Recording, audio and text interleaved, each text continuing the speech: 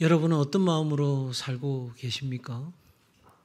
TV 드라마에 보니까 남편과 아내가 격렬하게 싸우면서 남편이 아내에게 이렇게 이야기하더라고요. 내가 어떤 마음으로 참고 있는 줄 알아. 그랬더니 아내가 생색내는 거야. 그 뒤에 스토리가 어떻게 되는지는 제가 말씀드리지 않겠습니다. 우리는 세상을 살아가면서 참 여러 마음이 있죠. 오늘 우리 예배드리는 성도님은 식당을 하고 있는데 그 식당에 이제 음식의 메뉴를 바꾸어서 새롭게 오픈을 하려고 해요. 그래서 식당 이름을 천복이라고. 저는 아무리 생각해도 잘 지은 것 같아요. 하늘의 복을 받는 가게. 예, 그렇게 될 줄 믿습니다. 두 가지 마음이 있지 않겠어요? 참 잘 됐으면 좋겠다. 설레는 마음도 있고 다 어렵다는데 다 힘들다는데 안 되면 어떡하나.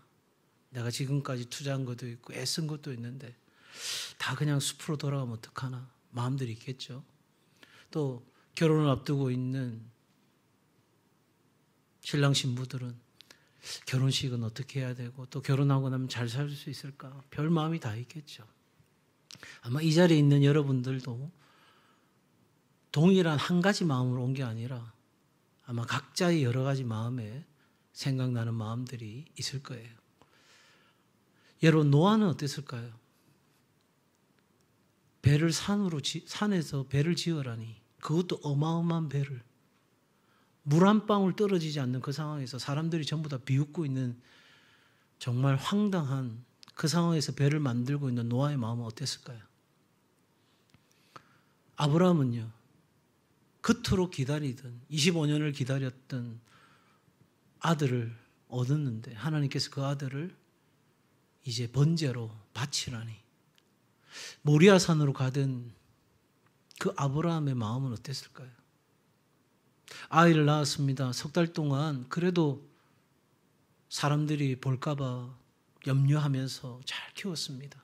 그런데 그 아들을 이제는 더 이상 키울 수 없어서 나일 강가에다가 갈대상자에 넣어서 버려야 하는 그 엄마의 마음은 어땠을까요? 사람들을 다 두려워하는 골리앗, 누구도 그 골리앗 앞에 서고 싶지 않은데 하나님을 모욕하는 그 골리앗을 참을 수 없어서 용기 내어서 그 골리앗 앞에 서는 다윗은 어떤 마음이었을까요? 하나님의 나라 영광을 위해서 제발 내 몸에 있는 병 좀 고쳐달라고. 하나님 이 병 고쳐주시면, 제가 지금 병든 가운데서도 주의 일 하는데 이거 고쳐주시면 진짜 내가 날아다니면서 봉사할 수 있고 사역할 수 있겠는데 고쳐달라 기도할 때에 우리 하나님이 너의 은혜가 너에게 족하다, 그렇게 말씀하실 때 바울의 마음은 어땠을까요? 여러분, 한 가지 중요한 건 뭐냐면 성경에도 수많은 사람들이 정말 천국과 지옥을 오르락내리락 하는 그 마음의 자리에 설 때가 있었다는 거죠. 어떻게 알아요? 시편의 말씀을 보면 그대로 다 나와 있어요. 특히 다윗이 고백하잖아요. 하나님 어느 때까지입니까? 어느 때까지입니까? 진짜 이룰 수 있는 겁니까, 하나님? 그렇게 탄식하는 마음. 그 탄식하다가 그 탄식이 하나님 앞에 간절한 기도가 되고 간구가 되는 그 마음. 비록 내 기도하고 간구한 것이 다 이루어지지 않았지만 하나님을 찬양하고자 하는 그 마음. 그것이 시편 속에 그대로 다 드러나는 거죠. 여러분, 우리도 오늘을 살아가면서 참 많은 마음의 변화와 또 때로는 어려움과 상황 앞에 직면하는 것처럼 성경에도 수많은 사람들이 여러 마음자리를 경험하게 되는데, 한 가지, 성경에 나온 사람들, 다시 말하면 인생의 유종의 미를 잘 마친 사람들, 하나님의 뜻을 온전히 이루어서 믿음의 선진들의 반열에 선 사람들은 하나같이 동일하게 마음을 지켰다 하는 것입니다. 뭘 했다고요? 마음을 지켰다 하는 겁니다. 여러분, 잠언 4장 23절 말씀이에요. 모든 지킬 만한 것 중에 더욱 내 마음을 지키라. 생명의 근원이 이에서 남이니라. 마음을 뭐 하라고요? 지키라. 왜요? 생명의 근원이 거기에 있다는 거예요. 그럼 무슨 말이에요? 마음을 지키지 못하는 것은 생명의 근원을 잃는 것과 같다. 우리가 마음을 지키지 못하면 우리 마음 안에 나쁜 감정이 들어오는 거예요. 그 나쁜 감정의 가장 대표적인 감정이 뭐냐면 두려움이에요. 오늘 본문 우리가 읽었던 내용에도 찾아오는 것처럼 두려움이에요. 그리고 그 두려움의 현상으로 찾아오는 것이 불안이에요. 가장 대표적인 거죠. 여러분, 그렇기 때문에 성경 우리에게 이렇게 이야기합니다. 여호수아서 1장 9절입니다. 내가 내게 명령한 것이 아니냐? 강하고 담대하라. 두려워하지 말며 놀라지 말라. 내가 어디로 가든지 내 하나님 여호와가 너와 함께 하느니라 하시니라. 마음을 어떻게 하라고요? 강하고 담대하게.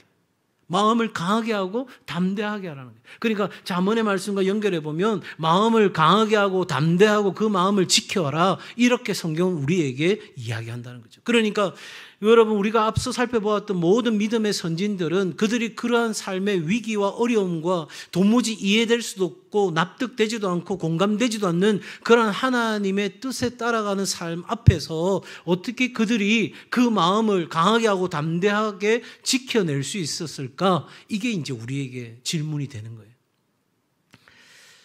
여러분은 어떻게 그 마음을 지켜낼 수 있을까요? 마음에도 근력이 있다고 합니다. 우리가 운동을 하게 되면 근력이 생기는 것처럼 마음도 훈련을 통해서 근력을 더 강화시킬 수 있다. 이렇게 이야기합니다. 여러분, 하나님을 알지 못하고 하나님이 살아계신 것을 알지 못하고 하나님이 살아계신 것을 알아도 믿지 않는 사람들은 뇌과학이나 물리학이나 이런 것을 통해서 우리 안에서 그런 두려움들을 극복하고 그래서 내 자아가 두려움을 극복한 진정한 자유를 누릴 수 있도록 하기 위해서는 무슨 방법이 필요한가? 라고 이야기할 때 자기 자신과의 소통이 필요하다는 거예요. 그럼 어떻게 소통하는데? 그게 바로 명상이라는 거예요.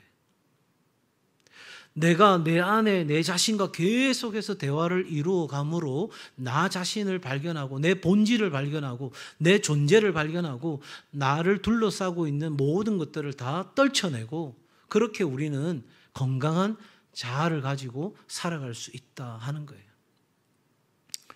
그래서 요양병원이나 많은 곳에서 요즘 많이 하고 있는 것 중에 하나가 명상요법, 명상치료 이런 걸 많이 합니다. 여러분, 내가 나 자신과의 대화를 통해서도 우리 안에 있는 나쁜 감정들을 몰아내고 마음의 근력을 강화시켜서 그렇게 우리가 나아갈 수 있다면 잘 한번 생각해 보세요. 나를 아시는 하나님, 나보다도 나를 더 잘 아시는 하나님, 나를 둘러싸고 있는 상황과 환경을 나는 몰라도 하나님은 알고 계셔요. 하나님은 내 지나온 과거와 지금의 현재와 그리고 앞으로의 미래까지도 하나님은 다 알고 계세요. 그런데 그 하나님과 소통이 이루어지면 여러분, 나 자신과 보잘것없는 나 자신과 이루어지는 소통보다도 훨씬 더 위대하고 놀라운 일이 우리 삶 가운데 펼쳐지게 될 줄 믿습니다. 세상 사람들이 자기와의 소통, 자기의 성찰, 이러한 명상들을 통해서 우리는 보다 나은 건강한 삶을 살아갈 수 있습니다. 주체적인 삶을 살아갈 수 있습니다. 세상 사람들이 그렇게 이야기하는 건 저는 오케이예요. 왜? 하나님을 모르니까, 하나님이 살아계신 것을 인정하지 않으니까, 하나님이 내 삶의 지나온 과거와 현재와 미래까지도 다 아신다는 것을 인정하지 않으니까 그들의 생각 속에서 유일하게 자신을 변화시킬 수 있는 힘은 어디에 있다? 내 안에 있다고 생각하는 거예요. 그러니까 여러분, 진화론자들은 여기에 굉장히 매료되어지고 동의하게 되는 거죠. 왜? 내가 생존하기 위해서 살아가야 되는데 그러기 위해서 내 안에 내 자신과 소통이 계속 이루어짐으로써 우리는 보다도 성장하고 성숙한 사람으로 되어져 갈 수 있다. 그러나 여러분, 저는 하나님의 사람인데 그리스도인인데 내가 예수를 믿는다고 하면서도 여전히 그런 세상의 방법이 과학적이라는 말에, 논리적이라는 말에, 합리적이라는 말에 넘어가서 그런 방법이 마치 나의 삶에 꼭 필요한 것처럼 생각하는 분들이 간혹 계셔요. 참 목회자로서 마음이 답답해요. 왜? 오늘 하나님이 우리에게 주시는 마음이 있다는 거잖아요. 하나님이 우리 안에 역사하고 계시다는 거잖아요. 여러분, 이 세상의 것들은 심리학이나 상담학은요, 겉으로 드러난 현상과 그 밑에 깔려있는 그 정도 볼 수 있는 거예요. 그러나 우리 영혼 깊은 곳까지 보실 수 있는 분은 하나님이신 거예요. 이 하나님과 제대로 소통이 이루어져야 되는 거예요. 그래야 우리가 살 수 있는 거예요. 그러면 이런 소통 어떻게 이루어질 수 있을까? 오늘 우리는 말씀을 통해서 한번 확인해 보고자 합니다. 오늘 말씀은 여러분, 사도 바울이 사랑하는 영적 아들 디모데에게, 에베소 교회를 목회하고 있는 디모데에게 하나님이 주시는 마음을 부릴 듯하게 하여 내가 주의 복음을 위해 산 것처럼 사랑하는 아들아, 너도 그 복음을 위하여 살았으면 좋겠다. 이 말씀을 하고 있는 거죠. 그러면 이거 복음 전하는데 교회 목회하는 데만 이런 마음이 필요한가? 아니에요. 디모데에는 그것이 사명이고 여러분 각자에게도 주시는 사명이 있는데 우리가 하나님의 자녀로 살아가기 위해 하나님은 바울에게 주신 그 마음, 디모데에게 주신 그 마음을 우리에게도 동일하게 주신 줄로 믿습니다. 자, 그러면 오늘 하늘의 별만큼 괴롭고 힘든 시간을 보내고 있는 우리, 오늘도 여전히 불안해하고 두려워하고 있는 우리, 그런 우리에게 주신 하나님의 마음이 뭔지를 생각해 보십시다. 첫 번째는 여러분, 하나님이 우리에게 주시는 마음은 두려워하는 마음이 아니요 능력의 마음이다. 같이 한번 할까요? 하나님은 우리에게 두려움이 아닌 능력의 마음을 주십니다. 아멘이십니까? 여러분, 제가 마르코스 위스의 그 두려움을 이기는 영혼이라는 책에 보면 재밌는 내용이 나옵니다. 세계를 제패했던 대로마 제국의 아우구스투스 황제는 어둠을 두려워했고요. 프랑스의 유명한 왕 앙리 3세는 고양이를, 그리고 영국의 여왕 엘리자베스 1세는 장미꽃을, 유명한 투사 세자르 링컨은 황소의 뿔도 두려워하지 않으면서도 쥐 앞에서는 두려워했다는 거예요. 너 뭐가 그렇게 두려워? 나는 두려운 거예요. 우리는 이렇게 저마다의 두려움이 있어요. 이집트를 여행하던 한 여행객이 참 이상하게도 십딤나무라고 하는 아주 잘 자란 한 그루의 조각나무가 누렇게 말라 죽어 있는 것을 보게 되었습니다. 이 나무는요, 이스라엘 백성들이 광야를 지나는 동안 법궤를 비롯하여서 성막의 재료로 사용한 나무로 생명력이 강한 나무예요. 그래서 웬만하면 잘 죽지도 않고 자갈밭이나 바위 틈에서도 잘 자라는 아주 강한 나무예요. 그런데 그렇게 강한 나무가 제법 우거진 숲이 있고 또 물이 많아 보이는 곳에 있는데도 말라 죽은 거예요. 그러니까 살 수 있는 충분한 여건, 살 수 없는 환경에서도 잘 살 수 있는 그 나무가 살 수 있는 충분한 환경임에도 불구하고 말라 죽은 거예요. 그래서 이 관광객이 가이드에게 궁금해서 물었습니다. 왜 이 나무가 이렇게 죽은 거냐고. 그랬더니 그 가이드가 이렇게 이야기하더라는 겁니다. 그것은 저 시띠나무를 포위하고 있는 엉겅퀴 때문에 죽은 것입니다. 저 시띠나무뿐만 아니라 어떤 나무든지 저 엉겅퀴에 에워싸여 버리면 다 말라 죽게 된다는 이야기였어요. 여러분, 여기에 굉장히 중요한 교훈이 있습니다. 그렇게 강하고 잘 자란 나무도 비록 1년생 풀이지만 엉겅퀴에 쌓이면 결국 죽고 만다는 사실이에요. 우리가 오늘 내 삶을 아무리 잘 준비하고 또한 내 삶에 하나님의 뜻을 이루고 가고자 하는 믿음이 있다 할지라도 우리 삶에 엉성한 엉겅퀴가 달라붙어서 염려와 근심과 걱정과 두려움과 불안이 그 엉겅퀴가 우리를 에워싸기 시작하면 점점 우리의 삶은 말라 죽어가는 상태가 될 수밖에 없다 하는 거죠. 그러니 성경은 우리에게 뭐라고 말씀하세요? 두려워 말라. 왜요? 두려움은 결국 우리에게 죽음을 가져오는 거예요. 내 마음을 병들게 하고 병든 내 마음은 내 육신의 질고뿐만 아니라 삶의 모든 관계들을 왜곡시키는 엄청난 일이 우리에게 벌어지는 거죠. 여러분 잘 한번 생각해 보세요. 우리 안에 나쁜 감정이 들어오면요, 이것은 실제적으로 우리의 몸에 만성 통증이나 불안 장애나 그런 많은 실제적 문제를 일으키게 됩니다. 자, 여러분, 그러므로 우리는 이 두려움이라는 스스로 만들어 놓은 감옥에서 벗어나야 되는데, 오늘 여기서 말하는 두려움, 본문에서 말하는 두려움은 영어 성경에서 보면 이 두려움은 바로 소심함을 가리킵니다. 그러니까 사도 바울의 마음에서 이 디모데에게 꼭 권면하고 싶은 거예요. 네가 두려움 때문에 극히 소심해져서 겁을 내고 그렇게 주눅들어 있을 것이 아니다는 거예요. 그러니까 여러분, 오늘 이 본문의 말씀을 다시 한번 정리해 볼까요? 8절 보세요. 그러므로 너는 내가 우리 주를 증언함과 예수 그리스도 그 복음을 증언하는 삶을 사도 바울이 살았습니다. 그리고 그 주를 위하여, 그 복음을 위하여 지금 어떤 상태가 되었어요? 갇히게 되었다는 거예요. 그런데 사도 바울이 이렇게 말하죠. 나를 부끄러워하지 말고. 이 말은 7절과 연결해서 보게 되면 어떻게 말씀할 수 있겠어요? 그런 나를 뭐 하지 말고, 두려워하지 말고, 염려하지 말고, 불안해하지 말고, 오직 하나님이 주시는 그 마음을 따라, 그 능력을 따라 복음과 함께 세상을 이기며 살아가라. 이렇게 지금 사도 바울이 디모데에게 그리고 우리에게 말씀하고 있는 것입니다. 여러분, 오늘날 많은 사람들이 변화되지 않고 애벌레 상태로 머물러 있습니다. 그 애벌레 상태로 있는 게 너무 힘들어요. 어려워요. 그런데 그 애벌레 상태를 벗어나고 싶어 하지 않아요. 왜냐하니까 그 어려움도 그 아픔도 이제는 익숙해져 버린 거예요. 그래서 그냥 그렇게 살아가는 것이 다 사는 거 아닐까라고 스스로가 착각하고, 세상은 또 그렇게 우리를 향해서 말하고 있어요. 다 어렵잖아. 여러분, 하나님은 우리가 애벌레의 상태로 살기를 원치 않으세요. 적어도 오늘 저와 여러분이 이 애벌레에서 나비가 되는 삶으로 우리의 삶은 나아가야 합니다. 그러기 위해서는 딱 한 번의 기회를 붙잡아야 돼요. 그런데 이 한 번의 기회를 붙잡고 싶지 않아서 애벌레 상태로 사는 거예요.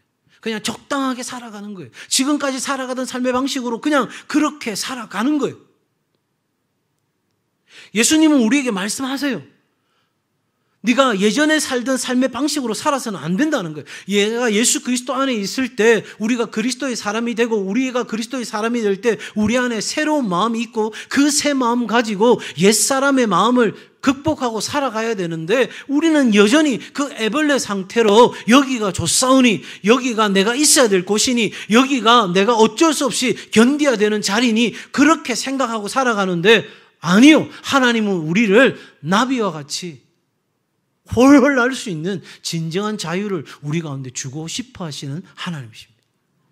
그런데 이 애벌레가 나비가 되기 위해서는 딱 한 번의 기회. 무슨 기회냐면 죽는 기회를 붙잡아야 돼요. 죽어야 사는 거예요. 애벌레가 죽어야 나비가 되는 거예요. 여러분, 우리도 마찬가지인 거예요.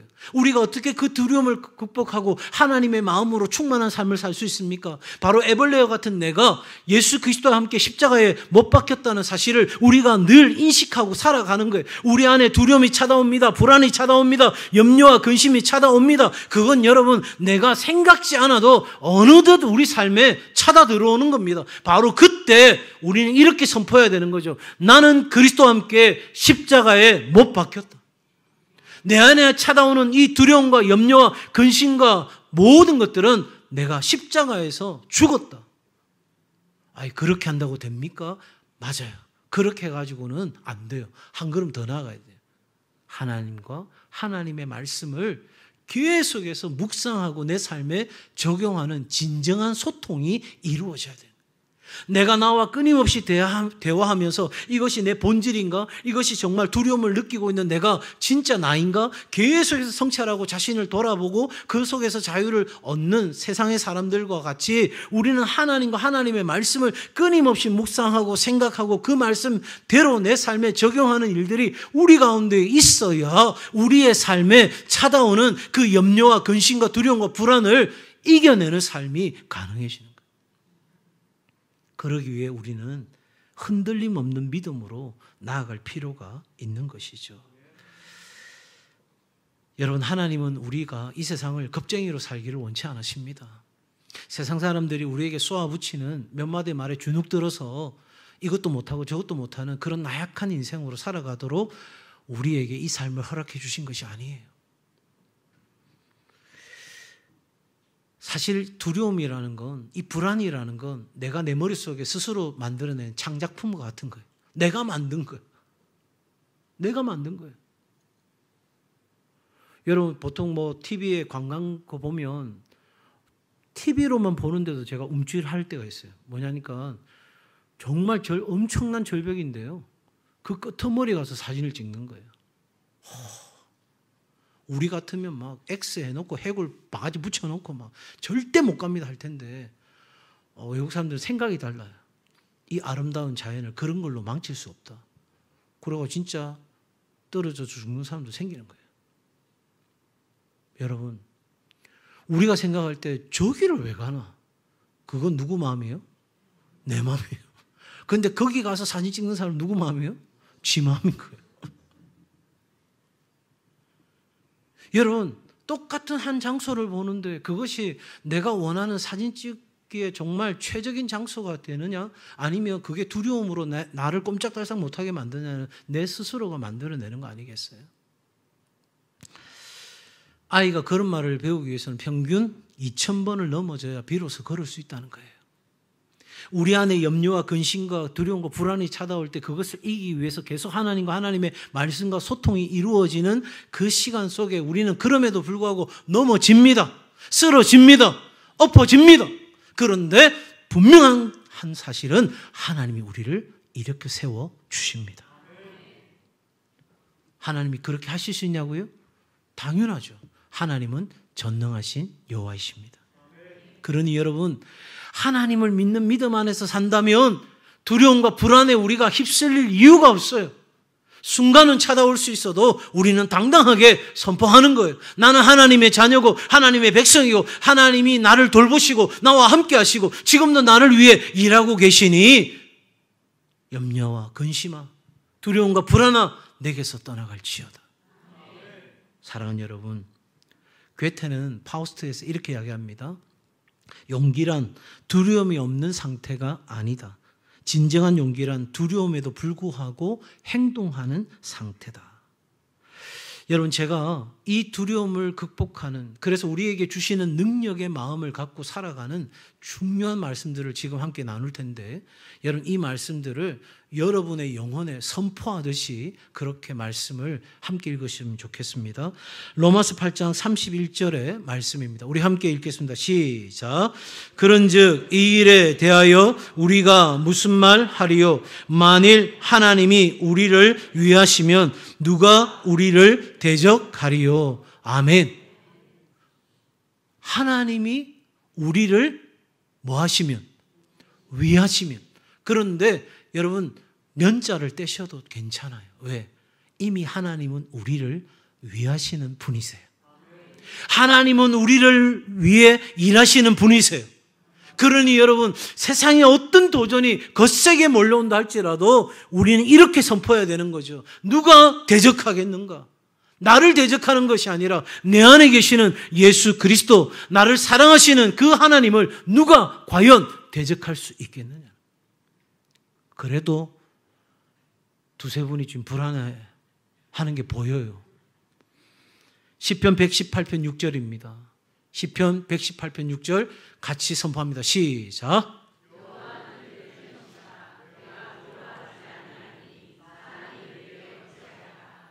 아멘. 여호와가 누구 편이시다? 내 편이시다. 오른손을 가슴에 갖고 가져가 보세요. 염려, 근심, 두려움, 불안이 찾아오면 가슴을 두드리면서 이렇게 이야기합니다. 여호와가 내 편이시다. 네, 손 내리셔도 돼요. 근데 아직도 두세 분이 불편해 보이세요. 문제는 어디 있냐면 하나님은 우리를 위하십니다. 하나님은 언제나 내 편이십니다. 그런데 우리가 하나님이 주시는 그 능력의 마음을 갖고 진정으로 승리하는 삶을 살지 못하는 이유는 내가 하나님 편이 아니기 때문입니다. 하나님은 항상 내 편인 거예요. 그런데 내가 하나님 편이 아닌 거예요. 내가 하나님께 붙어 있어야 되는데 내가 하나님과 붙어 있지 않으니 우리 마음에, 우리의 삶에 의심과 염려가 당연히 찾아오게 되고 하나님과 나 사이를 나뉘게 되는 일들이 우리 가운데 일어나게 되니 하나님의 온갖 선한 것들과 좋은 것들이 내게 공급되는 역사가 내 삶 가운데 일어나지 않으니 우리의 삶은 여전히 불안 가운데 살아갈 수밖에 없어요. 한 말씀 더 볼까요? 시편 56편 11절입니다. 같이 읽습니다. 시작. 내가 하나님을 의지하였은즉 두려워하지 아니하리니 사람이 내게 어찌하리까. 아멘. 그래요. 하나님을 의지하는 거예요. 하나님을 내 편으로 삼는 거예요. 하나님이 나와 함께 하신다는 사실을 의심치 않고 우리는 그 하나님을 의지하고 나아가는 거예요. 여러분, 그럴 때 우리는 요한일서 4장 4절입니다. 자녀들아 너희는 하나님께 속하였고 또 그들을 이기었나니 이는 너희 안에 계신 이가 세상에 있는 자보다 크심이라. 아멘이십니까? 여러분, 내 힘만 의지할 때는 패할 수밖에 없습니다. 힘 있는 장수가 나와서 날 대신하여 싸우셔야 되는 거예요. 그가 누구십니까? 바로 예수 그리스도 만군의 주로다. 당할 자 누구랴? 반드시 이기리로다. 우리가 이 찬양 드리잖아요. 여러분, 능력의 마음이라는 건 내가 하나님이 이 능력의 마음을 주시면 슈퍼맨처럼 되고 배트맨처럼 되고 그래서 엄청난 능력을 행할 수 있는 히어로가 되는 그런 차원이 아니에요.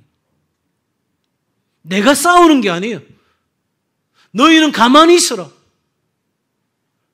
오늘날 내가 너의 하나님인 것을 세상이 알게 하리라. 하나님이 친히 우리를 위해 싸우시는 거예요. 하나님이 우리를 위해 일하시는 거예요. 하나님이 나보다 앞서 일하시는 거예요. 그러니 나는 이 삶을 살아가려고 한다면, 그 능력의 마음 가지고 살아가려고 한다면 우리는 하나님보다 앞서지 않고 하나님께 딱 붙어있는 삶으로 우리는 모든 것의 시작과 과정과 마침을 하나님 앞에 철저하게 의뢰하고 의지하고 믿음으로 나아가면 우리는 이 세상을 능히 이기게 될 줄 믿습니다. 그래서 믿음은 제가 최근에 강조하잖아요. 인생을 거는 거예요. 믿는 도끼에 발등 지키자. 왜? 하나님은 선하시니까. 망해도 하나님의 뜻이 있겠지. 내가 죽어도 하나님의 뜻이 있겠지.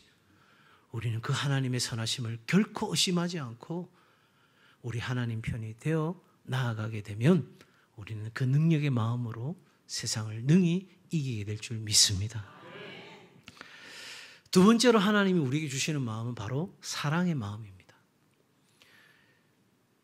이 첫 번째 능력의 마음이라는 것이 우리가 이 세상을 어떻게 살아갈 수 있느냐 하는 그런 삶의 방식에 대한 문제라면, 두 번째 이 사랑의 마음은 관계, 우리가 이 세상에서 사람들과 살아가는 관계에 있어서 가장 중요한 게 뭐냐? 바로 사랑이라는 거예요. 내가 사랑받고 있다는 것과 내가 사랑한다는 것, 이 두 가지는 우리가 인생을 살아가는 데 있어서 가장 중요한 거죠. 그래서 우리 안에 무슨 두려움이 있습니까? 사랑받지 못할 것에 대한 두려움이 있어요. 인정받지 못할 것에 대한 두려움이 있어요.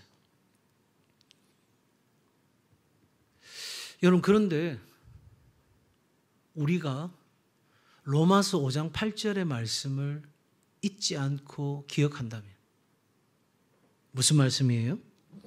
로마서 5장 8절. 우리가 아직 죄인 되었을 때에 그리스도께서 우리를 위하여 뭐 하심으로? 죽으심으로 하나님께서 우리에 대한 자기의 사랑을 확증하셨느니라. 믿으시면 아멘. 제 설교에 이 로마서 5장 8절이 자주 반복됩니다. 왜 그래요? 중요하니까요. 너무너무 중요하니까요. 여러분, 우리는 오늘도 우리 삶에 찾아오는 염려, 근심, 두려움, 불안, 그거 어디서 오느냐면 하나님이 돌보신다고 하는데도 불구하고 우리는 의심하는 거예요. 왜? 내가 그런 사랑받을 만한 사람인가? 내 자신에 대한 의심이 있는 거예요.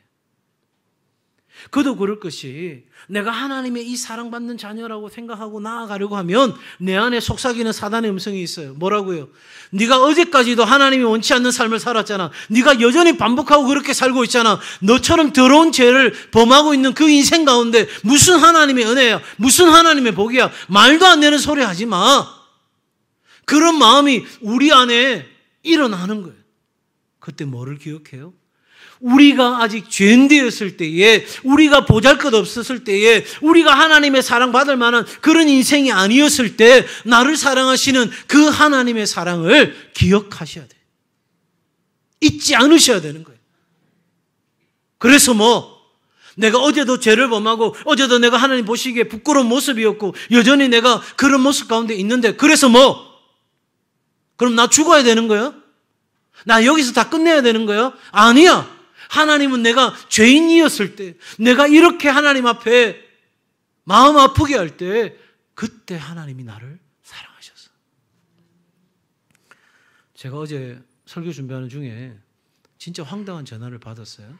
전화를 딱 받자마자 무슨 마트인지도 기억이 안 나는데 하여튼 트리트마트라든가 트리트마트 차죠. 차 빼세요. 근데 경상도 말이 아니에요. 서울 말씨예요. 그래서 제가 어디십니까? 서울이요. 저는 울산입니다. 에? 그러더니 그거 아니에요. 아닙니다. 제가 설교 준비하는 중이어서 최대한 겸손하게 그렇게 전화를 끊어줬어요. 다시 전화가 왔어요. 그 전화가. 다시 받았어요. 조금 전에 전화하셨던 분이신데요. 그랬더니 이게 뭐야 이거? 제가 너무 황당해요 지금.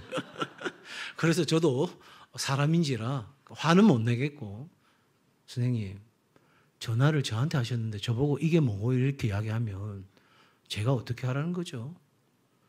그러면서 이제 마무리하고 전화를 끊었어요. 여러분 하나님 보실 때 우리가 진짜 황당할 때가 있지 않을까요? 내가 저렇게 사랑한다고 내 아들 예수 그리스도를 내어주고 내가 저렇게 사랑한다고 시간마다 내가 너와 함께하고 내가 너를 위해 일하고 있고 사랑하는 아들아 딸아 염려하지 말아라 근심하지 말아라 하는데도 우리는 이게 뭡니까? 하나님 이게 맞습니까? 그때 하나님이 뭐라고 하시겠어요? 내보고 어쩌라고? 나 다 보여줬는데 더 이상 뭘 어떻게 하라고? 여러분 그러시지 않겠어요? 사랑하는 여러분, 우리가 아직 죄인 되었을 때 우리를 사랑하신 그 사랑 여러분 잊지 않으면 이깁니다. 왜냐하면 그 사랑이 세상을 무릎 꿇게 했습니다. 그래서 그 사랑이 내 안에 있다는 걸 우리가 생각하면 그 어두운 침묵 가운데서도 하나님의 음성이 들리지 않는 그 상황 속에서도 내 기도와 간구가 응답되지 않는 그 상황 속에서도 우리는 그래도 걸어갈 수 있는 것입니다. 그리고 하나 더 나아가서 우리는 그 사랑 때문에 사랑할 수 없는 그 사람도 사랑하게 되는 거예요. 여러분 염려와 근심과 두려움과 불안이 있는데도 누군가를 사랑하기 위해서 살아가면 어느 순간 내 안에 있던 그 모든 것들은 다 사라지고 없어요. 그러니 오늘도 하나님 주시는 그 사랑의 마음 가지고 내가 누구보다도 더 사랑하며 살아가는 그런 성도들 되시길 바랍니다.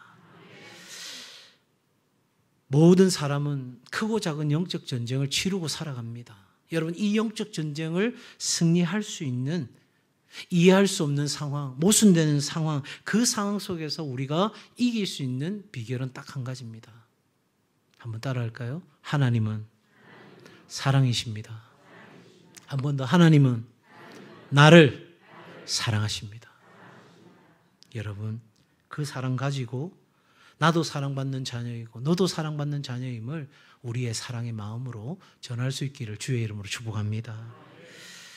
마지막 세 번째로 우리에게 주시는 마음은 뭐냐면 절제의 마음입니다. 한번 같이 할까요? 하나님이 우리에게 주시는 마음은 절제의 마음입니다.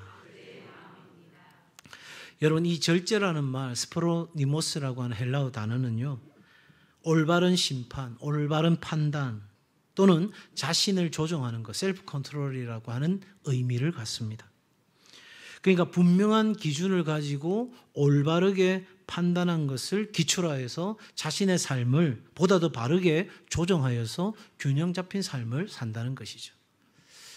저는 이 세 가지 마음이 첫 번째 그 능력의 마음이라는 것이 세상을 살아가는 우리의 방식에 대한 이야기라고 드렸어요.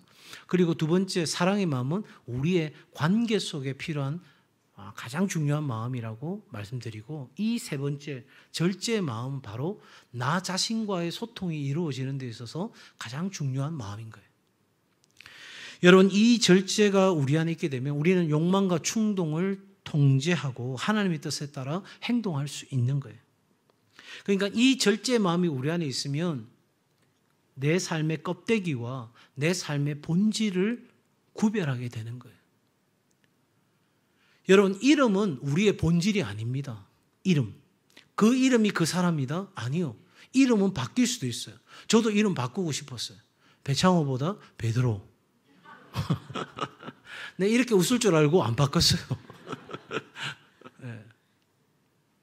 직업도 바뀔 수 있어요.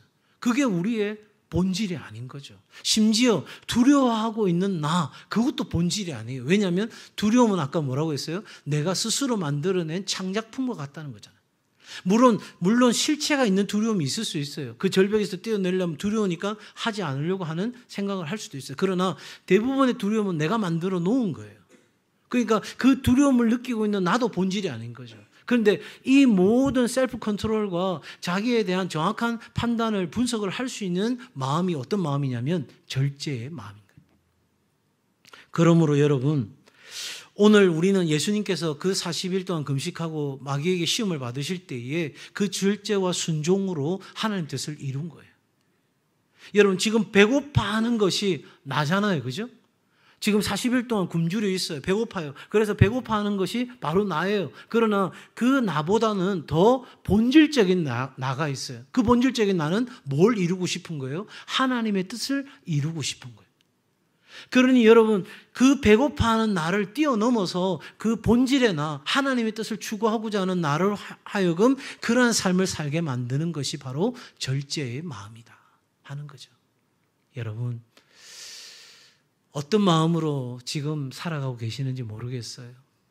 두려움과 불안의 마음들이 분명히 여러분의 삶에 찾아올 것이고, 지금은 기쁘더라도 얼마 못 가서 또 그런 마음들이 내 삶의 중심을 흔드는 시간들이 있을 거예요. 그런데 그때마다 기억하셔요. 하나님은 우리에게 능력의 마음과 사랑의 마음과 절제의 마음을 주셨습니다. 그러면 여러분, 여기까지만 알고 끝나면 그냥 지식적으로 동의하는 것으로 끝나요. 이건 하나님을 우리가 믿을 때 우리에게 주신 마음이에요. 그러면 이 마음이 우리 가운데 역사하여서 사도 바울이 말하는 것처럼 사도 바울이 당했던 그 고난을 내가 두려워하지 아니하고 오늘도 내게 주신 사명을 감당하면서 세상을 이길 수 있는 이 마음 가지고 살아갈 수 있기 위해서는 뭐가 필요한가? 마지막 결론이에요. 여러분 6절 말씀입니다. 그러므로 내가 나의 안수함으로 내 속에 있는 하나님의 은사를 다시 부릴 듯 하기 위하여 너로 생각하게 하노니. 여러분, 이미 내가 예수 믿을 때 우리에게 능력의 마음, 사랑의 마음, 절제의 마음을 우리 가운데 주시는데 그것이 내 안에서 역사해서 내 삶의 방식으로 내 삶의 관계에서 내 자신과의 진정한 성찰과 소통 속에서 영향력을 주기 위해서는 하나님의 말씀과 기도가 있는 자리에 내가 나아감으로 내 안에 있는 그 마음들이 불을 듯 일어나게 하는 그 놀라운 일이 있어야 우리의 마음이 제대로 작동하게 된다는 거죠. 사람들은 그 마음을 작동하게 하는 방법을 모른 채 오늘 세상을 살아가고 있으니 여러분, 그거 가지고 안 되더라, 그래 가지고는 답이 없더라, 그래서 또 다른 세상의 방식들을 찾으러 가는데 여러분, 착각하지 마세요. 거기에 답이 있는 것이 아니라 이미 하나님은 내 안에 계신 예수님이 내 인생의 답인 줄 믿습니다. 그러기에 우리에게 주신 마음이 작동하기 위해서는 하나님의 말씀과 기도 가운데 나아감으로 우리의 마음이 그러한 능력의 마음, 사랑의 마음, 절제의 마음이 불붙듯 내 안에 일어날 수 있도록, 그래서 그 마음을 생각하고 살아갈 수 있도록 여러분, 말씀과 기도가 있는 그 자리에 우리의 삶이 있어야 하는 거예요. 앤드류 머레이 목사님의 주님과 동행하는 삶이라는 책에 있는 내용 인용합니다. 아침에 잠에서 깨어났을 때는 하나님의 임재를 굳게 믿고 하루를 시작하고, 밤이 되면 나의 구주 예수님이 나와 함께 하신다라고 생각하며 잠자리에 누우십시오. 낮이든 밤이든 어느 때든지 늘 주님을 바라보며 항상 주님을 의지합니다라고 고백하십시오. 나의 왕께서 날마다 나와 함께 하신다라고 고백하십시오. 주님의 약속을 이루실 수 있도록 그분을 끝까지 신뢰하십시오. 이것이 주님과 동행하는 삶입니다. 사랑하는 여러분, 용기를 가지세요. 비록 힘든 시간이 내게 찾아왔어도 주눅들지 마세요. 사람이 내게 뭐라고 할까? 그 상황과 환경이 나를 어떻게 할까?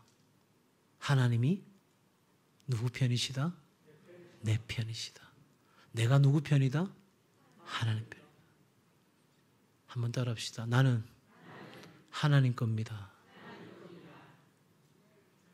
그 뒤에 뭐가 있어야 되냐면 나머지는 모르겠습니다.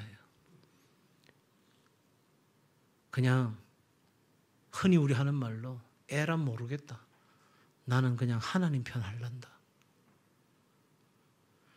내 삶의 그 문제 어떻게 해결할 거야? 모르겠다. 그 시간이 요하는 그 일 어떻게 해결할 거야? 모르겠다. 물론 여러분, 내가 할 수 있는 일은 하면 돼요. 그러나 내가 할 수 없는 그 일 하나님께 맡기자고요. 오늘도 하나님이 내 편이심을 알고 하나님 주신 마음을 부릴 듯하게 함으로 세상을 넉넉히 이기는 우리 믿음의 형제 자매들 다 되시길 주의 이름으로 축복합니다.